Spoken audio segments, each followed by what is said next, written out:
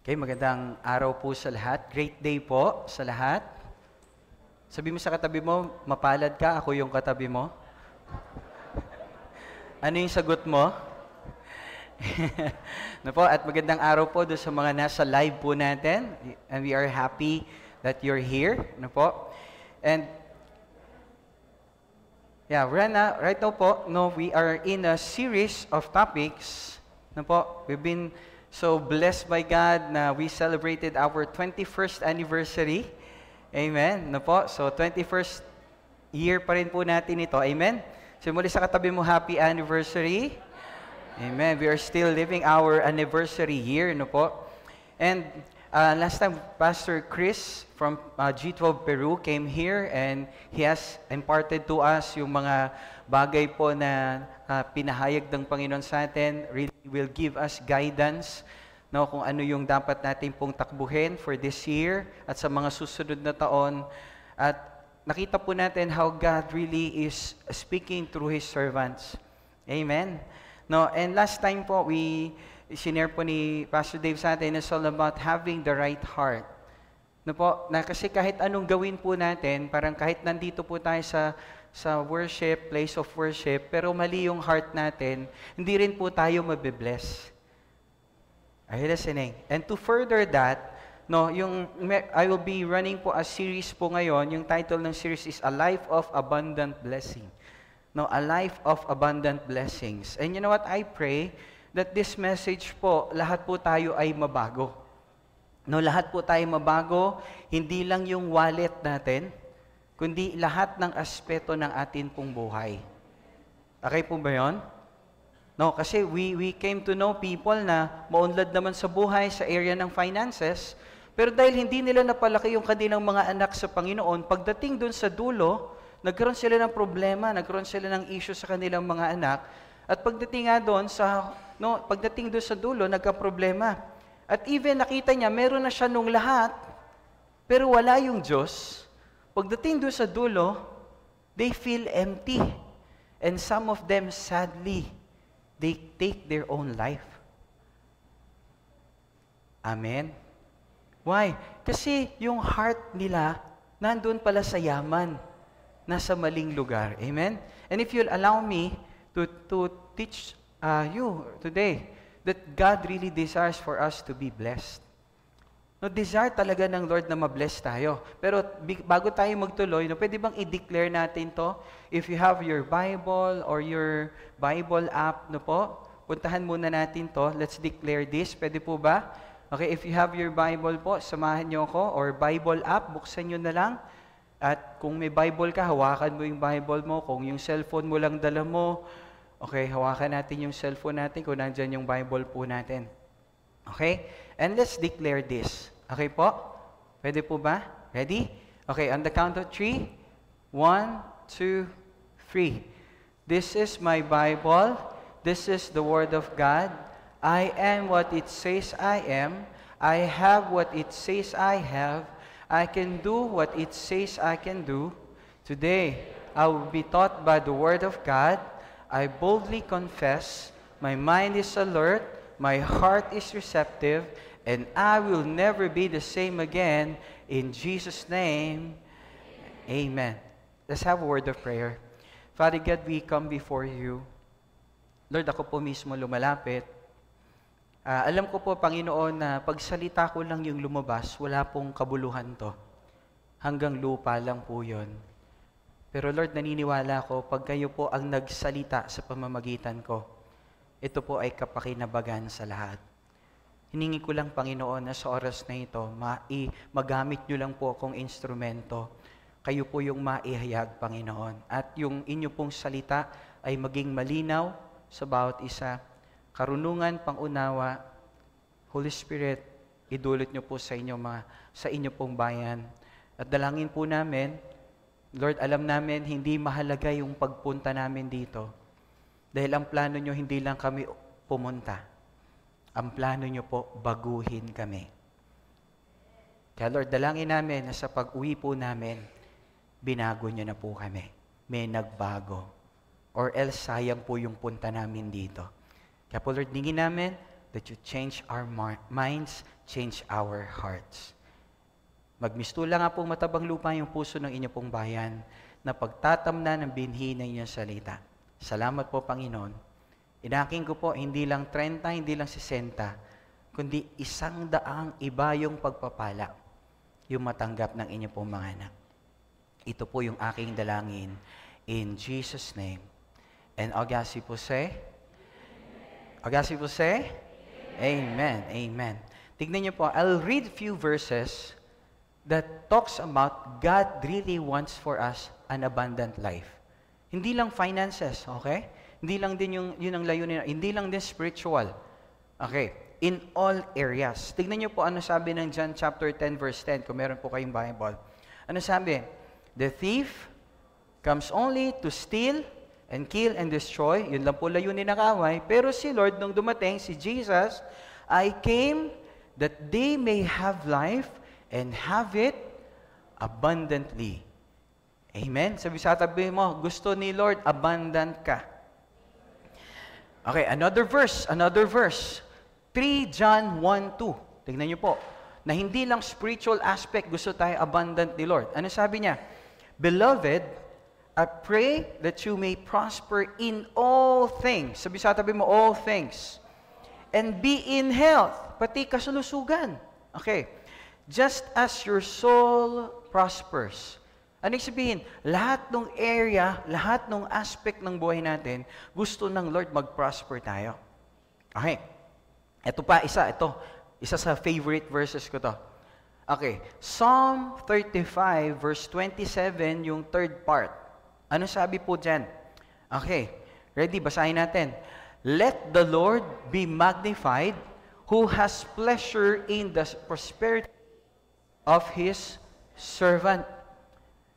Wow! Si Lord pala po, desire niya talaga, it gives Him pleasure.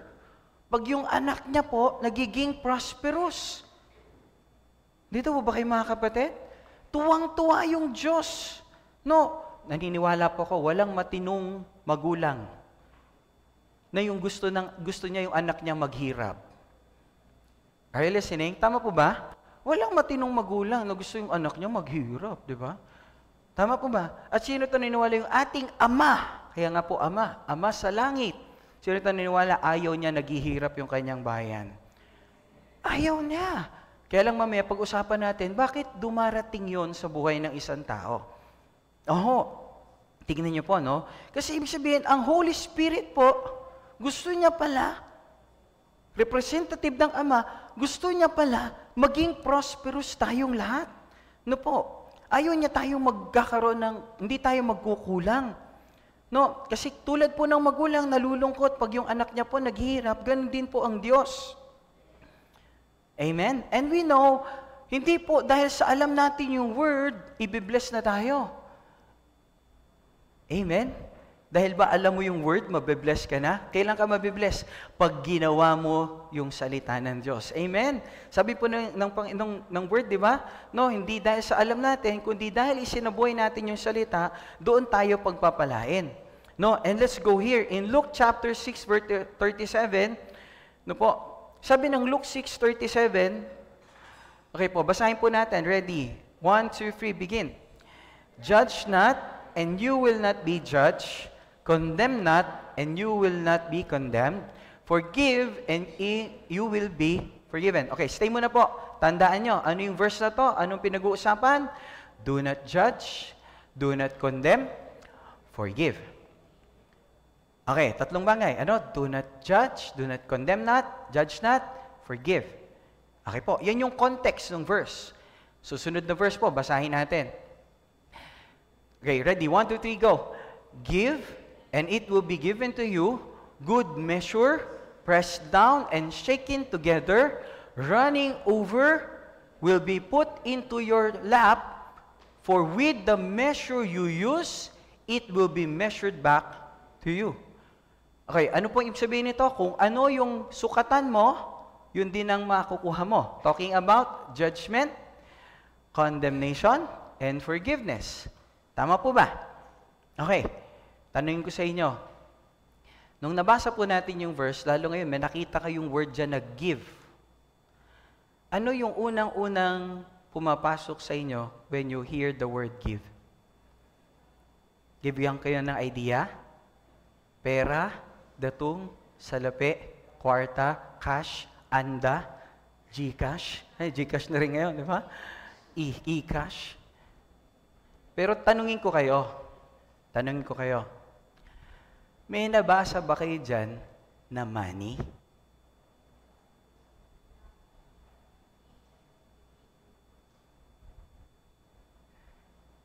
Wala. Ibig sabihin, yung sinasabi ng Lord na giving dito, it doesn't talk about money. Uy. No, minsan po, tinanong namin si Pastor Dave,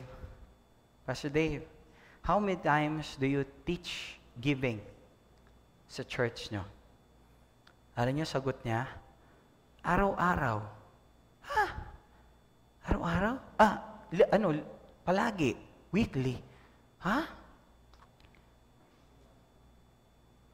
Bro, kasi palagi. Bakit? You can never separate yung giving sa salvation. Tama? Yung salvation, kaya tayo nakatanggap kasi for God so loved the world that He gave His one and only Son. So, ibig sabihin, yung giving, hindi mo talaga pwedeng ihiwalay. Are you listening? Yung pagpapatawad, pagbibigay. Yung paglilingkod, nagbibigay ka rin. Sa cell group ba, kailangan mo din yan? Sa relationship. Pag nagturo ka ng relationship, anong tuturo mo? Mag-forgive ka na para maayos kayo. And the more you give, the more magiging maayos yung relationship nyo. Kasi relationship is give and more of it, nagbibigay talaga tayo. Kasi lalo kung may asawa ka na, your partner is not perfect. Hindi perfect. Lahat ng oras, okay siya. So at times, you need to give way dun sa imperfection niya para magkaayos yung relationship. Tama. Pero sabi niya, ano ba yung gusto niyo? Okay, baka ang sinasabi niyo is about giving offering. Sabi niya, minsan, nagturo ako niyan mga every 4 years, every 3-4 years, kasi may mga project sa church.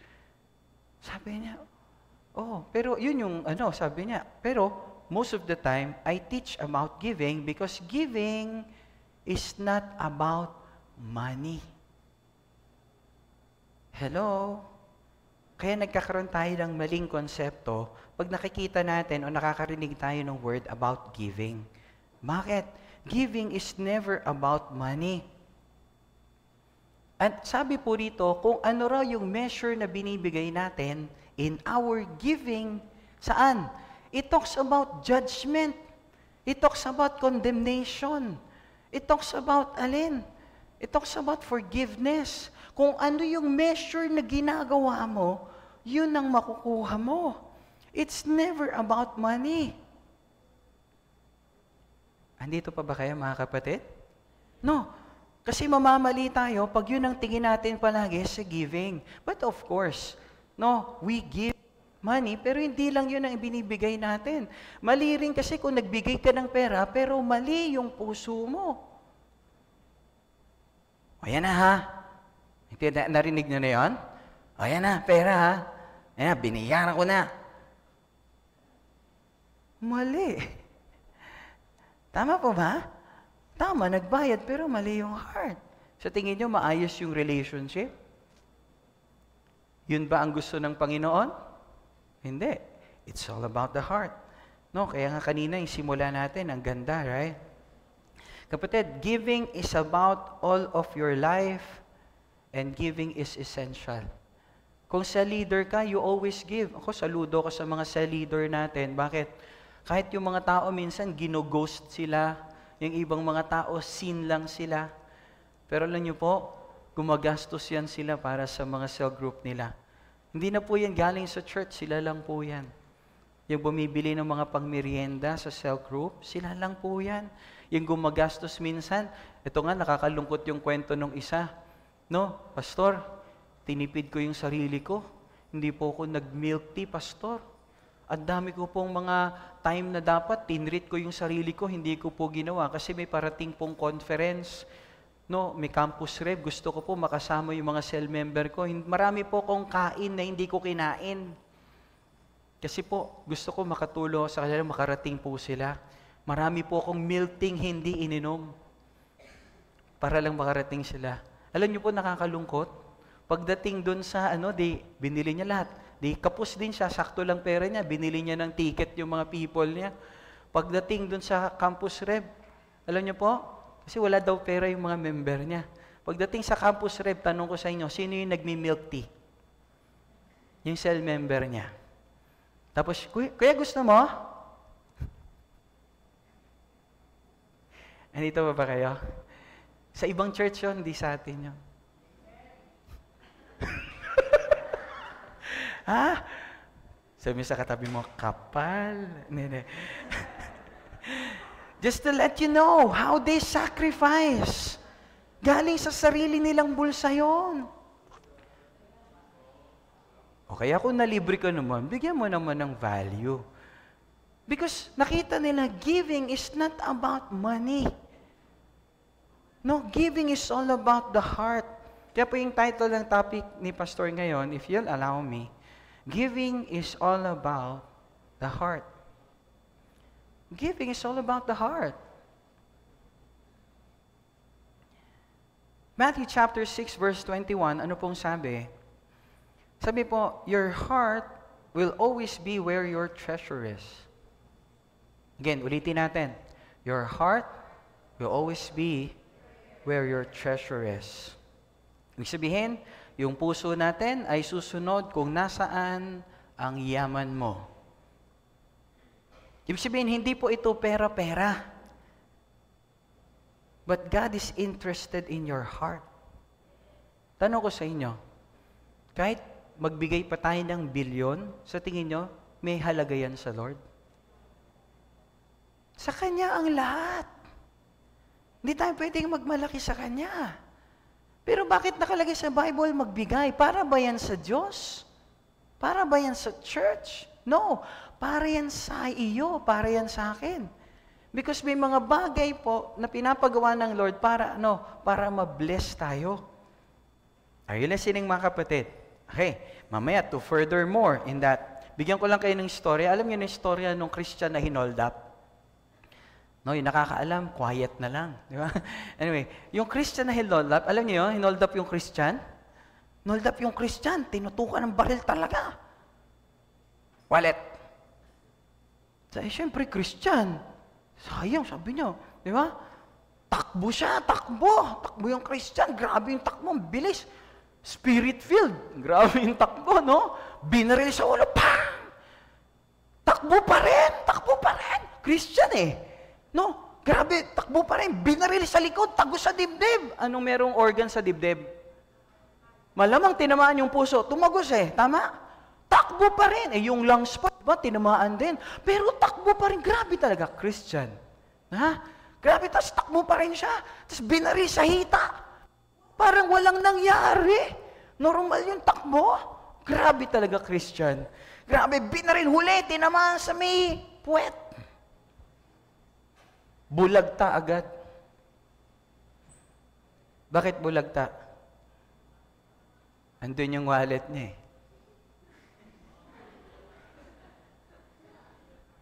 Tinamaan yung wallet. Hello? Yung katabi mo kaya, pag tinamaan sa... Pero I believe kung ang puso mo ay nasa langit, kahit anong mangyari sa'yo rito, may buhay na walang hanggan. Amen. Pero ano gusto kong illustrate doon, di ba? As a Christian, nasaan ba talaga yung puso natin? No, kasi alam niyo po, merong connection yung pitaka mo at yung puso mo. And I'd like to cite this, if God can reach into your wallet, He can reach into your heart.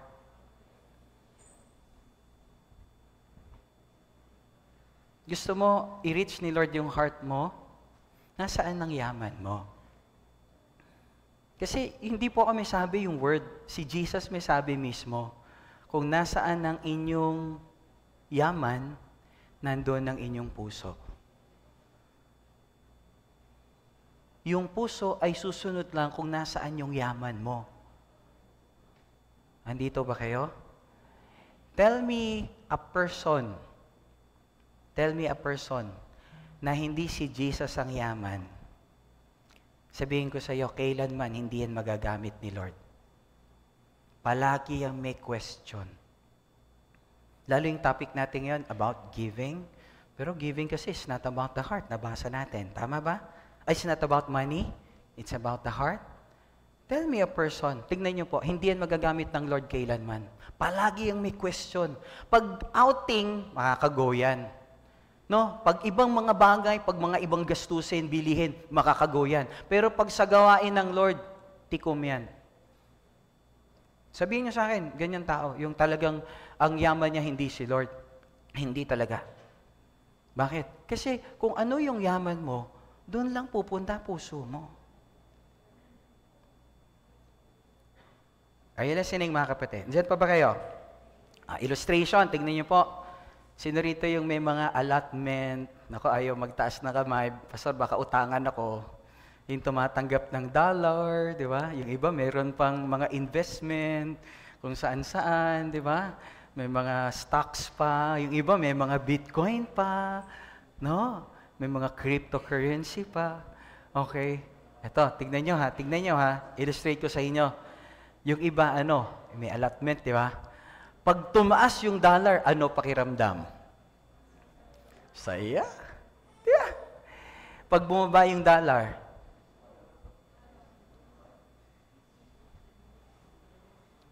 bakit? Nagbago ba si Kristo sa buhay mo? Yun ang makita natin. Because maybe, meron tayong nilagyan ng treasure natin that affects our heart. At kapatid, dapat ingatan mo yung puso mo. Why? It is where the Holy Spirit dwells. Bakit mo kailangang ingatan yung puso mo? Kasi diyan nananahan ang banal na Espiritu. Are you listening? At papabuhay mga kapatid. Okay. Kasi alam niyo po kapatid, money is always a heart issue. Yung giving po is always a heart issue. No, kung nasaan daw po yung yaman natin, nandun yung ating puso.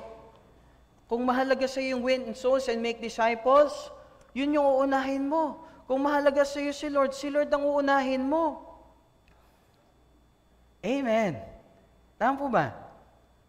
No, kasi naniniwala tayo na pag inuna natin si Lord, kailanman hindi niya tayo ihuhuli. Amen? And yung negative side nun, kung si Lord hindi niya maabot o hindi niya reach yung wallet mo, He can never reach your heart. Because heart is where the Holy Spirit dwells. And you know what? Pag binasa pala natin ng Bible, ang Holy Spirit, siya ang magdadala sa atin sa destiny natin. At kung marumi yung puso natin, may heart issue tayo, lalo pag narinig topic, giving, offering, yun na, tingnan mo. Eto rin, tanong ko lang, may kilala kang nagre-reklamo about giving? Kung may kilala kang nagre-reklamo about giving, sabihin ko sa'yo, hindi yan, may issue yan sa giving. Ay, listen Naano niyo po ako mga kapatid? May issue sa giving. Nagre-reklamo sa giving Kasi yung talagang meron kang heart to give, tama? Generous ka. Hindi mo rin yan pinagmamayabang. Meron ka lang heart na talagang magbigay. Pero sabihin ko sa inyo, giving is not about money.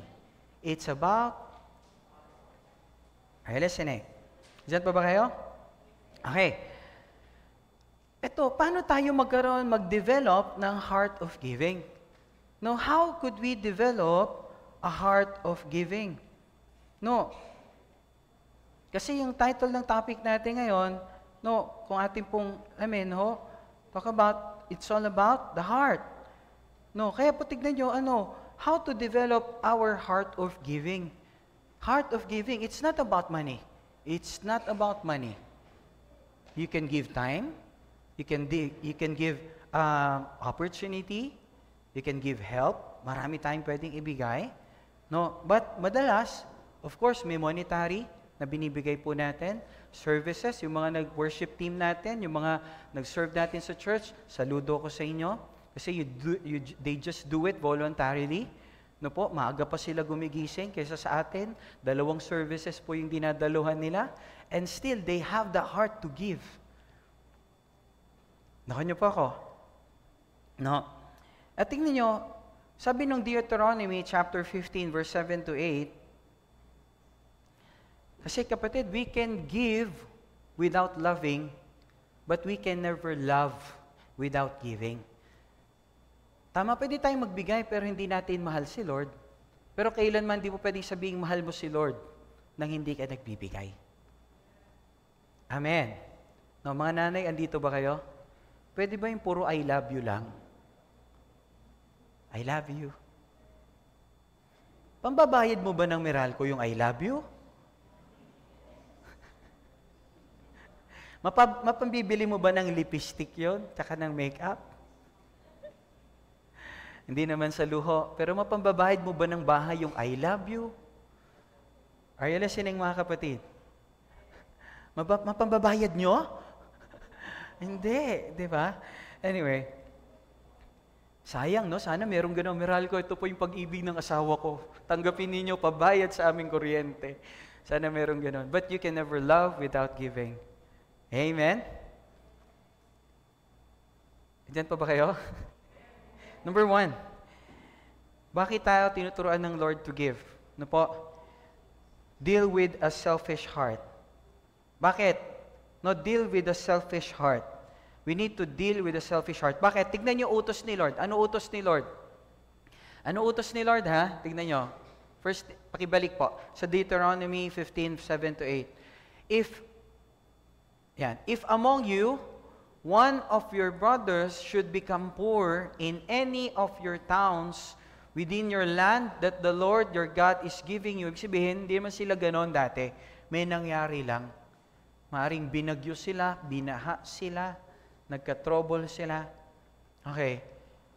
Sabi ng Lord, kung meron man nangyaring ganon, mga kababayan ninyo, you shall not harden your heart or shut your hand against your poor brother. Huwag daw. Never shut. Okay? So, do not harden your... Because giving is always a heart issue. It's never a money matter. It's a heart issue. Tingnan nyo yung susunod na verse, basahin natin. Ano sabi nung verse 9? Tumulong daw, gusto ni Lord. Ano sabi nung verse 9? Be careful not to harbor this wicked thought in your heart. The 7th year. No, wag daw magkaroon ng ganong kaisipan kasi merong yung 7th year, bakit? Year of Jubilee. Sa Israel po, meron silang sinabi ng Lord, tinatag na kanila pong pananampalataya that every 7 year, ano man yung utang, will be quits. Jubilee, year of Jubilee. Kaya lang, wag daw mag-harbor ng gano'n na pagdating, no, wag daw mag-harbor na, malapit na yung 7th year, malapit na yung year of Jubilee. Naku, magkukwits lang kami, nangungutang pa naman to, o kaya kailangan niya ng tulong, wag na. Bakit? Gusto ng Lord, chinecheck niya yung heart. Anong tinitignan ni Lord kanina sa unang verse? Yung heart. Ngayon, tignan nyo, don't have a wicked thought in your heart. Tama? So that you look upon your poor brother begrudgingly and give him nothing. He will cry out to the Lord against you, and you will be guilty of sin. Naku po, kakampi pala ni Lord yung mga naaapi. Andyan po ba kayo, mga kapatid? No. And giving is never about money. It's about the heart. No, parang may lumapit sa iyo, kapatid, humingi ng tulong. Ay, Jubilee, naku, takot. Naku, hindi. No. Gusto ng Lord, pag nagbigay tayo, walang masamang isip. Just giving. Are you listening, mga kapatid? Okay? Bakit tayo nagbibigay? To finance the church, pastor. kapatid, hindi kailangan ni Lord yan. We can never outgive God. Amen? Kailan pa nagbigay ka, nalamangan mo si Lord sa binigay sa'yo? Hindi pa. Tama? Bakit? Kasi we can never outgive God. Bakit hindi niya kailangan yung pagbibigay natin? Sorry po, kapatid. Hindi talaga. Bakit? Giving po God doesn't need our giving. We need to give. Bakit? Inaayos yung puso natin. Inaalis yung selfishness. Kaya ang Lord gusto niya, sino may utos na magbigay yung mga Israelita? Si Lord. Sino may utos na magbigay yung kanyang bayan? Ang Diyos. Bakit? He wants to check the heart of His people. Gusto niya malaya sa selfishness. Kasi pag may maling spirito sa puso natin, hindi makakilos ang Holy Spirit na nagdadala sa atin kung ano yung plano ng Diyos sa atin. No, and you know what? As a disciple, I'd like to cite this. Giving more than any activity to a disciple works greed and selfishness out of their life. Pinapalayas pala yung greed at saka selfishness. Yung greed, yung kasakiman, tsaka yung pagiging makasarili. No. Kasi alam natin, ang gusto ng Panginoon, alam nyo kung anong magpapatibay ng faith mo, gusto mo tumibay faith mo, 3 bagay lang ingatan mo. Prayer life mo, fasting mo, and giving mo. 3 bagay yan, personal yan. If you want to be on fire sa Lord, wala po dyan sa notes natin, but write this down. Ano yun? Prayer, fasting, giving. Ano yun? Sabi, pag nag-pray, sara mo yung pinto, mag-pray ka sa iyong amang nakakita. Tama? Ibibless ka nung ama mong nakakakita ng ginagawa mo sa lihim. Tama? Tapos anong sumunod? Mag-fast ka. Huwag kang katulad nung na pinapakita nila, naglalagay pa ng abo, na hindi naliligo. No, mag-ayos kayo ng sarili nyo, maging maayos kayo. Hindi nila dapat mahalata. Fasting, personal. Giving din. Kung ano yung binigay ng kanan, huwag nang paalam sa kaliwa. Tama? No. But having said that, no, sa church po, we help people, pero hindi na para sabihin. Hindi na para i-Facebook, ay, tinulungan si may mga ganun kasi, di ba? Pini-Facebook pa yan kasi maraming tao gustong-gusto yung mga tumutulong para just to gain mga tao, gain viewers, tama po ba? And also gain yung kanilang traffic doon sa social media. But di na natin kailangan gawin yon. Bakit? Hindi na kailangan paalam doon sa kaliwa ang ginawa ng kanan. Tama po ba? Are you listening, mga kapatid? No? And even, kung meron ka talagang heart tumulong, pala, nung time ng pandemic, hindi alam siguro ng iba sa inyo, just to let you know, nung time ng pandemic, nakaka-go tayo po sa mga kapatid po natin. We go to Trece, nalaman kasi namin, pwede palang mag-cross yung mga pastor. Nagpunta po kami, just to reach out sa mga kapatid po natin yon, just to give them something, na po, para po na talagang makapagpatuloy po sila and ma-encourage din po sila. Are you listening, mga kapatid? Hindi man po lahat nabigyan. Pero yung heart of giving ay yung nandun. Dito po ba kayo, mga kapatid? Okay. And not to brag, but to all glory to God. Okay? Kasi giving is not about money. It's all about the heart. Bakit tayo magbibigay? Bakit gusto ng Lord hindi tayo sakim? Kasi ang Lord giver. Amen? Ibig sabihin, the more we give, the more we become like our Lord. Are you listening, mga kapatid? Every time that we give, we become more like our Lord. Kaya number 1, i-deal natin yung selfish heart. Number 2, deal with the grieving heart.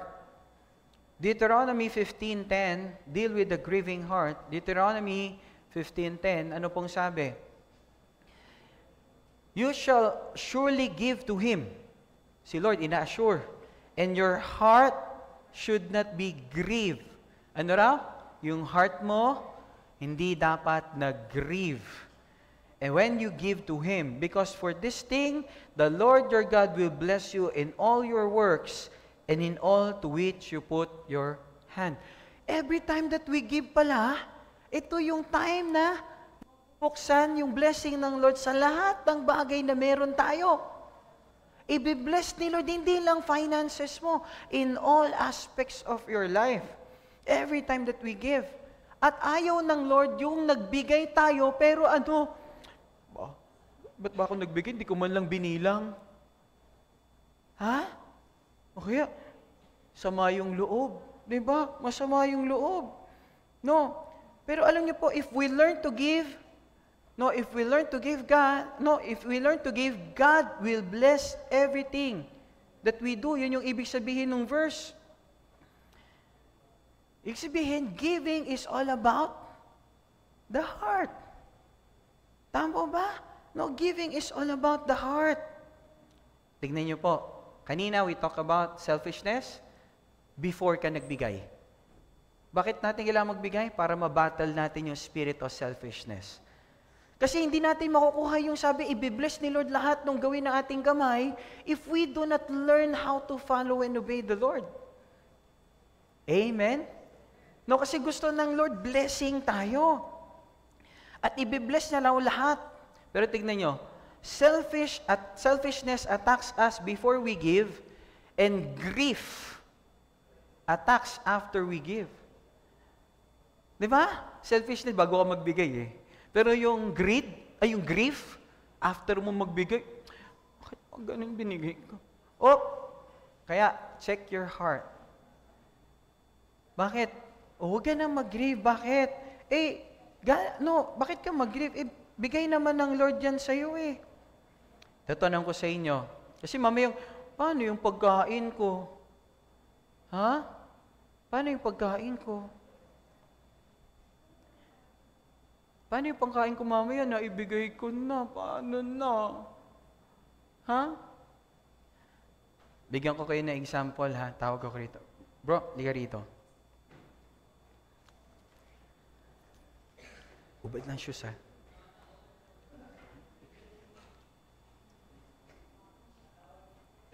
Bro, bago to. Ay, hawakan mo. Sa'yo na yan. Okay. Pero diyan ka lang, ha? Diyan ka lang. Pero pag hiningi ko, bibigay mo sa akin. Okay? Okay. Sige. Diyan ka lang, ha? Diyan ka lang. Ito tanong ko, sino kaya rito magbibigay ng, paano kayong pangkain ni Pastor mamaya?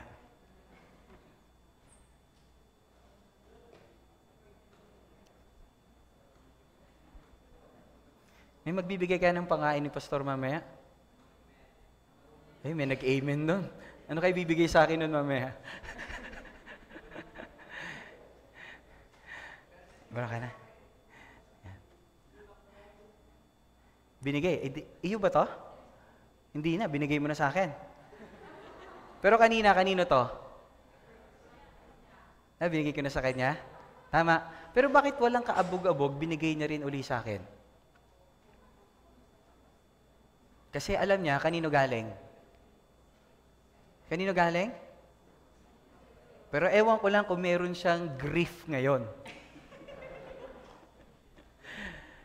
Naintindihan niyo ako mga kapatid? No, palakpakan natin yung kapatid. Okay, bro. Sabi na science. Psalm 24 verse 1. What does the word say? The earth and everything on it belong to the Lord. Wow, the world and its people belong to Him. Bakit wala siyang kaabog-abog, binigay niya rin uli sa akin? Kasi alam niya naman, kay pastor to, pinahawak lang sa akin ni pastor to eh. Kaya lang minsan tayo, bakit tayo nahihirapan magbigay sa Panginoon? Kasi ang tingin natin, atin yun. Na para bang lahat ng meron tayo, tayo talaga nag-produce nun. Hello? Pastor, ako naman talaga eh. Lahat naman talaga, ako tumrabaho, pastor. Paano kung hindi ka binigyan ni Lord ng skill? Paano kung hindi, ito, pinakamatindi, paano kung hindi ka binuhay ni Lord? Dito pa ba kayo mga kapatid? Right? And just to tell you, Maybe some of you hindi po alam, kahit po nung panahon na yung Galilee Academy po ay nagsisimula, kami po ay, of course, may mga niloan na pera para po maipatayo yung mga building. And that time po, kami po ay merong malaking utang, binabayaran po yung utang, actually tubo pa lang po, napakalaking halaga na. Tubo pa lang po, no? Just to give you an idea, 35,000 tubo pa lang. Tubo pa lang, wala pa pong principal yon. Monthly po binabayaran yon na nagsisimula pa lang yung school. We just have 120 students at that time. No, 75 ata nung una, then 120 nung sumunod na taon. But nakita ko po with my parents, no, lalo po nung sabi ni Pastor, mag-construct na tayo ng church, nakita ko po how faithful my parents are. Na kahit po meron kaming malaking utang, kung ano po yung tithes ng church and offering, ng school, yung tithes and offering ng school, ay still binibigay po nila faithfully. Are you listening, mga kapatid?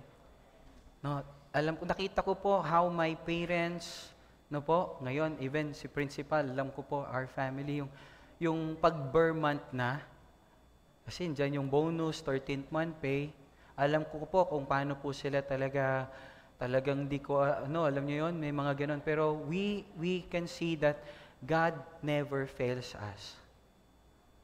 Never fails us. God is so faithful. Oh, kaya lang bakit? Kasi nakita ko po with my parents, hindi sila kailanman naging tikom sa Diyos. Are you listening? No, hindi sila kailanman naging tikom sa Panginoon.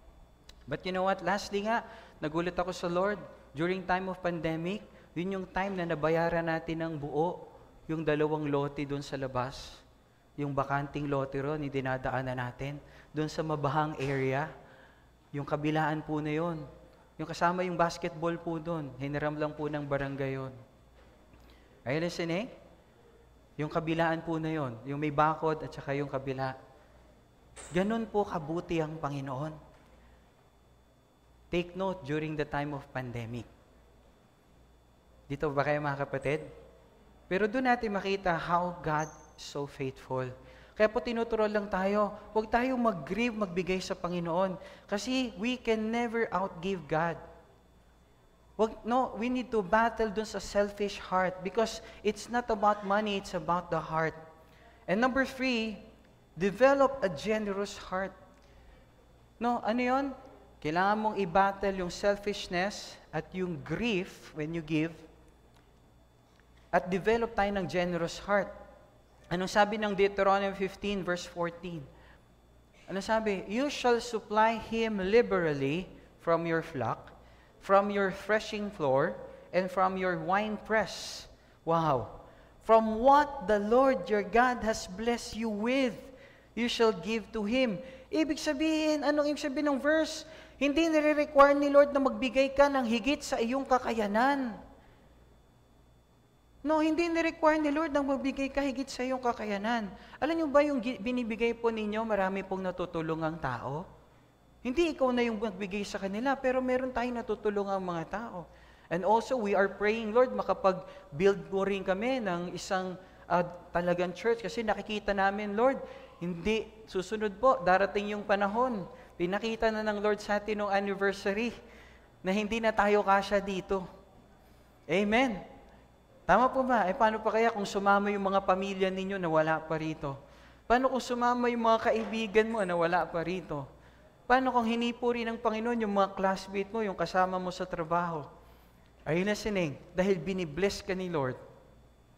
Are you listening? Nakanya ko? Hindi na tayo kasya rito. Amen. Sabi sa katabi mo, hindi na tayo kasya dito. Kaya lang, tignan niyo po, i-bless tayo, yung itutulong pala natin is something na dinigay muna sa atin ng Lord. Alam niyo po kasi yung tao, pinanganak po selfish. Alam niyo yung baby? Nakita na kayo ng babying pinanganak, di ba? Ngayon, di na po pinapalo. Pag lumabas yung bata, ano ginagawa agad ng bata para malaman na buhay?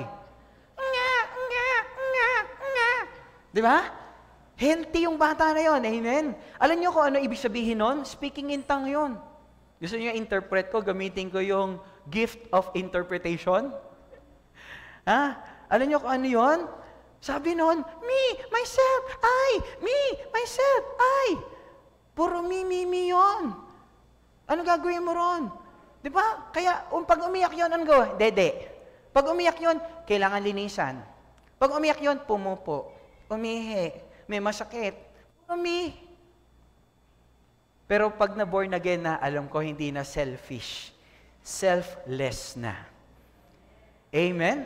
Giver na. Amen? Hindi na iniisip yung sarili, kundi iniisip kung ano yung pinapagawa ng Panginoon. Alam niyo po, when God blesses you financially, I just want to give you this tip. Tip po ito. When God blesses you financially, kasi alam ko po lahat tayo i-bless ni Lord.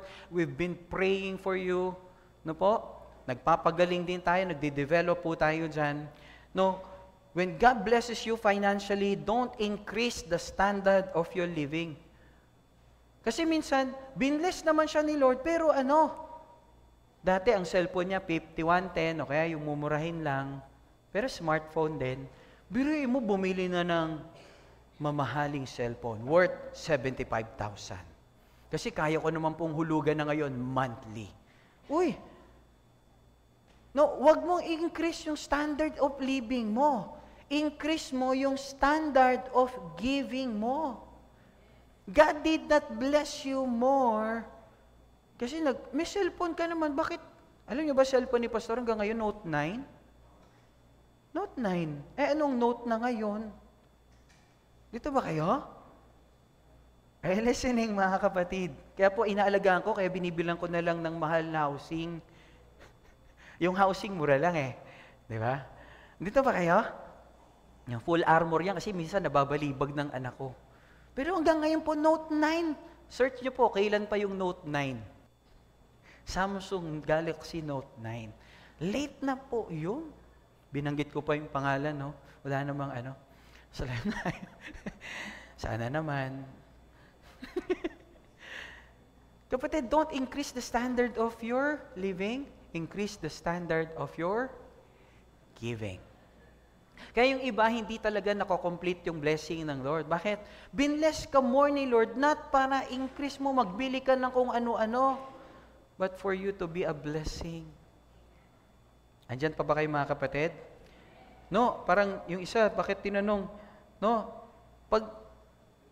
tama ba? Ang pinaka-means lang din talaga pag may handphone ka, actually ngayon talagang parang smartphone, magamit mo lang. Pero totoo lang, para makonect, para matawagan ka ng mahal mo sa buhay, para maka-communication, tama? Pag tumawag ba dito sa akin at dun sa 5110, pareho lang, mag-iba yung boses, maging robot pag 5110? Yung text message ba pagdating, iba? Pareho lang? Ito, tanong ko sa inyo.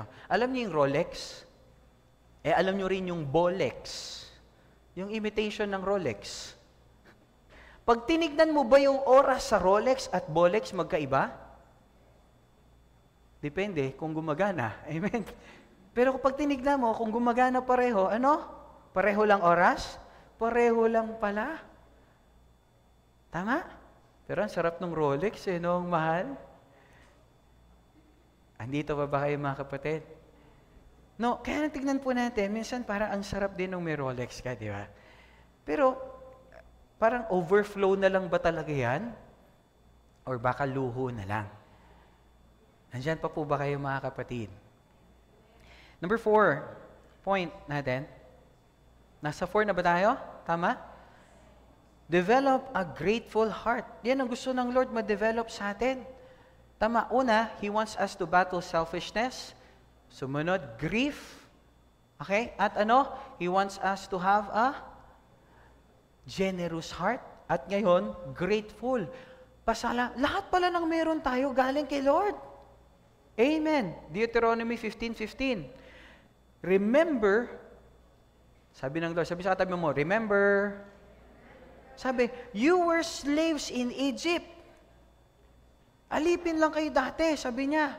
And the Lord your God set you free. Lahat ba tayo pinalaya ni Lord? Okay. So that is why I am giving you this command today. Utos. Gusto kong bansin ninyo yung mga words, slave, free, command. Dati naman wala kayo eh. Pero binless ko kayo, kaya yan kayo ngayon. Pero kaya ngayon, inuutusan kita. Inuutusan ko kayo. Si Lord nagko-command sa atin for us to give. Bakit? Totoo ba si Lord bago siya nag-utos, ginawa niya muna? Ginawa niya ba muna? Nagturo siya ng baptism. Ginawa ba ni Jesus? Nung 30 years old siya, nagpabaptize siya, di ba? Tayo, minamali pa natin yan. Ginagawa natin pag baby. Tawag natin baptism. Si Jesus ang model natin, 30 years old, binaptize. Tama? Tapos, si Jesus ba nag-sacrifice? Nag-sacrifice. Ginawa niya, buhay, hindi pera. Tayo nga, may pera, kasi ngayon, pera na, hindi dati kasi hayop ang ino-offer eh. Tama? But ngayon, ano yung need sa church? Is yung, of course, finances. Pambayad ng kuryente, pambayad natin. Di ba, gusto nyo ba, okay lang ba sa inyo, aircon tayo? O pay-pay lang tayo? Di ba? Pero, of course, may ginagamit tayo, consumables, no, worship team, and at time, nagbigay din tayo ng a little allowance sa mga people natin, at may mga tinutulungan tayong people that they need help. Are you listening, mga kapatid? Pero ang palad mo kasi part ka nun, dahil doon nakapagbigay ka na rin. Andito ba kayo, mga kapatid? No. At tignan nyo, si Lord kasi inutusan niya tayo magbigay. Pinapagawa niya po yan. Si Lord ba nagbigay? Of course. Tama ba? For God so loved the world that He gave. So giver po, bago siya magutos, ginawa niya na po muna. And giving is not about money, but it's a heart issue. It's never about money.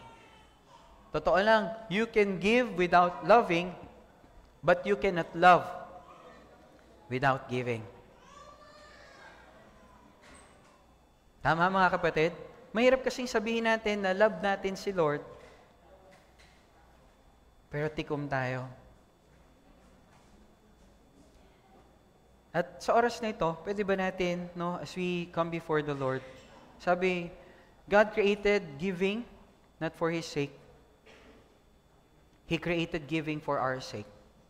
Hindi kailangan ni Lord yan. Siya ang may-ari ng lahat. At kaya niya mula sa wala, kaya niyang mapangyari. Pero bakit mayroong giving sa Bible? Hindi to para kay Lord. Para sa atin to. Para lumaya tayo sa selfishness. Lumaya tayo sa negative na grief. At maging generous tayo just like our Lord. At tayo rin, Tayo rin. Simbolo yan, yung pagbibigay natin. Alam niyo ba yung pagbibigay natin, simbolo ng pagpapasalamat? Amen? Alam niyo yung mga magulang natin, alam ko mayayaman naman sila, may mga pera sila. Pero alam niyo po, iba pa rin pag nakakapagbigay kayo sa kanila. No? Iba pa rin nakapagbigay kayo sa yung mga cell leader ninyo. Okay. Kung dati ikaw yung nililibre, kung meron ka naman, be a help naman din. Ay, listening. Be a help naman. Kung si Kuya dati sumasagot nung 5, Kuya, akin na yung 2, binless ako ni Lord. Naintindihan niyo, mga kapatid? Because yan ang hinahanap ng Lord. Because giving is never about money. It's about the heart. Para kanino yung giving? Kay God? Sa'yo. Sa akin. Sa ating lahat. And right now po, I'd like to close here. 1 Samuel chapter 16, verse 6-7. Ano sabi? Ito po yung binanggit ko po kanina, nagsimula tayo.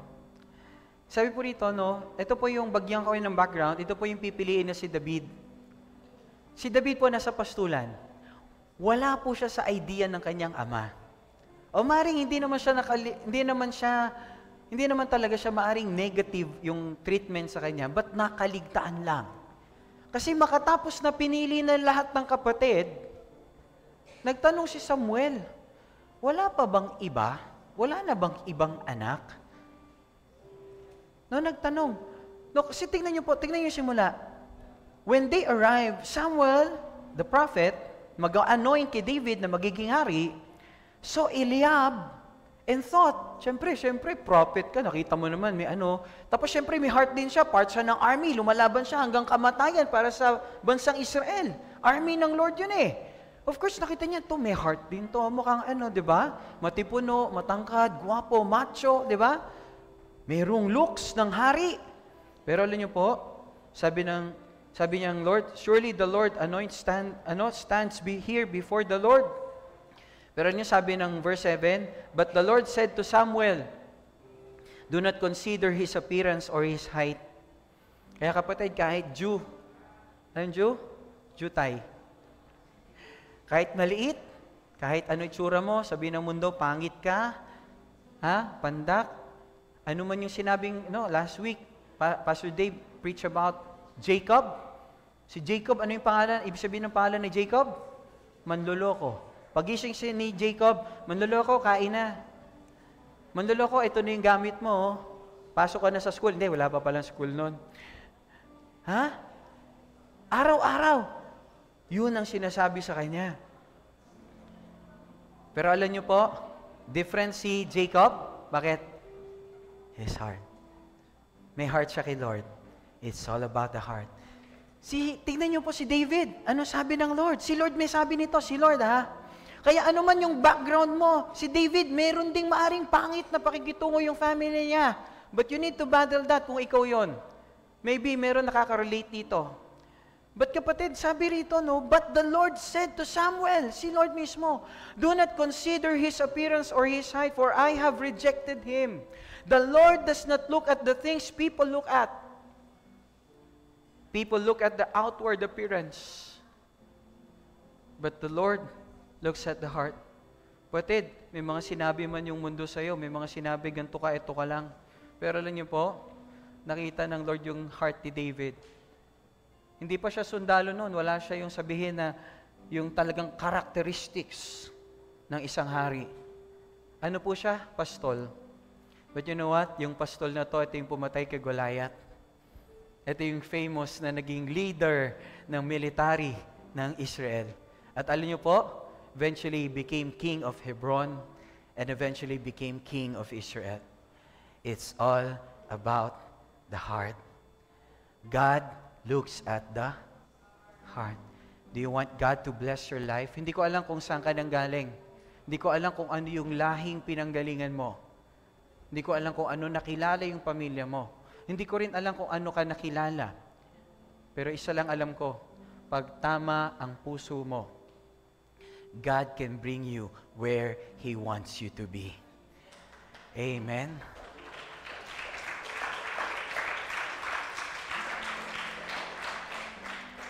Kaya ngayon po, tayo po ay mag-pray, tayo magtungo ng ulo, tayo magpikit ng mata, tayo manalangin. And just come before the Lord. Habang nakatungo yung ulo ng lahat, nakapikit yung mata, pwede nyo bang lagay yung inyong kaliwang kamay sa inyong dibdib, kanang kamay, nakataas tungo sa langit. And right now, kung meron po nakikita kayo na siyasat nyo that you need to ask forgiveness sa Lord, meron bang heart issue tayo ngayon? Meron ka nakita na mali sa heart mo. Any negativity, maybe selfishness. Maybe meron kang nakita na maaring pride din. Maybe meron ding grief na tumulong ka pero mali yung heart mo. Or maybe wala ka pang generous heart. Or maybe meron ka pang issue in the area ng hindi mo nakita na yung pagbibigay mo, ito yung pagpapasalamat mo sa Diyos dahil wala kang tinanggap na hindi galing sa Kanya. Right now, just come before the Lord and ask Him for forgiveness. Yes, Lord.